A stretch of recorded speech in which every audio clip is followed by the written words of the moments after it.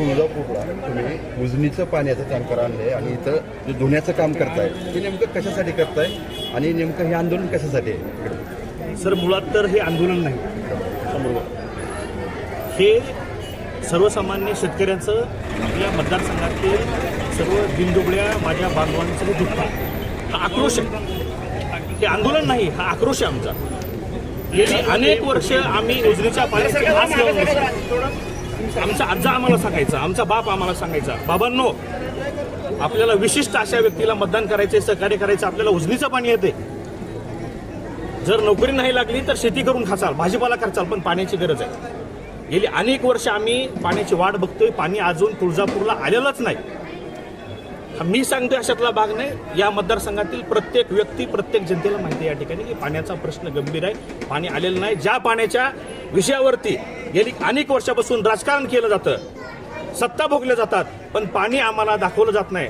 त्यामुळं आम्ही आई तुळजाभवानीच्या चरणी, त्याच्या पायऱ्यावरती या ठिकाणी उजनीचं पाणी आणून घातलेलं आहे. आणि इथून पुढं सुद्धा तालुक्यातील प्रत्येक गावातील मारुतीला, प्रत्येक मंदिरातील प्रत्येक देवाला हे उजनीचं पाणी आम्ही घालणार आहे आणि सर्व देवतांच्याकडं आशीर्वाद मागणार आहोत की पुढच्या काळामध्ये आम्हाला बळ दे देवा आणि आम्ही या ठिकाणी सर्वसामान्य जनतेच्या प्रती प्रामाणिक राहून पाणी आणण्यासाठी प्रयत्न करू आणि इथली जनता समृद्ध करण्यासाठी प्रयत्न करू.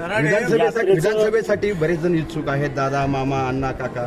आपण पण इच्छुक आहात का? असला तर आपला पुढं काय कसा प्रवास आहे? यात्रेचं नियोजन का? मी कोणत्याही पक्षाकडून इच्छुक नाही, कारण कुठल्याही पक्षावरती माझा वैयक्तिक विश्वास नाही.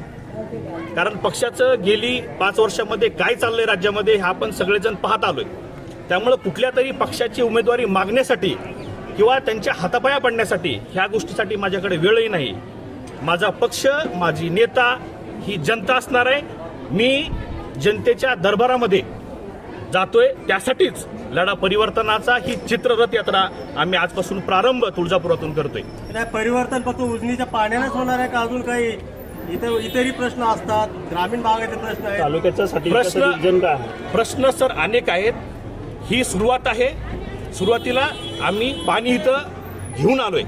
याच्या पुढे जाऊन तालुक्यातले जे प्रश्न असतील, शैक्षणिक सुविधेचा अभाव असेल, आरोग्य सुविधा असतील, शासकीय कार्यालयामध्ये सर्वसामान्य लोकांची होणारी पिळवणूक असेल, या सगळ्याच गोष्टीसाठी आम्ही आवाज उठवतोय.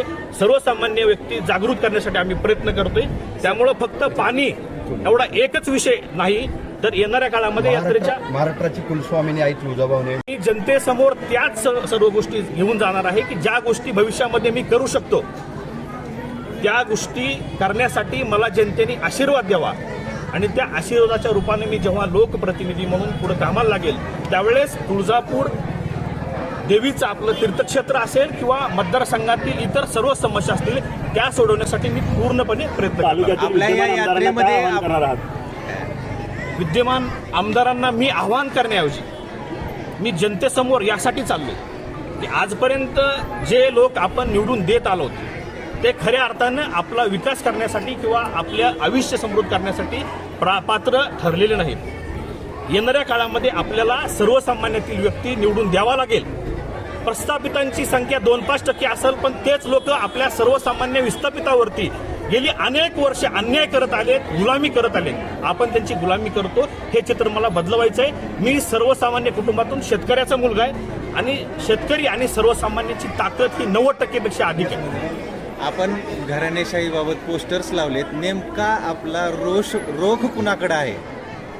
रोख हे जनतेला चांगलं माहिती आहे. आम्ही सर्वसामान्य आहोत याचा अर्थ असा नाही की आम्ही शंड आहोत, आम्हाला अक्कलच नाही.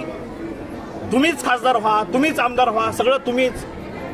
तुम्हाला भावना कळतात का सर्वसामान्य जनतेच्या? तर नाही. मग करू द्या ना आम्हाला. आमचा तोच विषय आहे की घराणेशाही बाजूला करा आणि सर्वसामान्य नेतृत्व पुढे करा.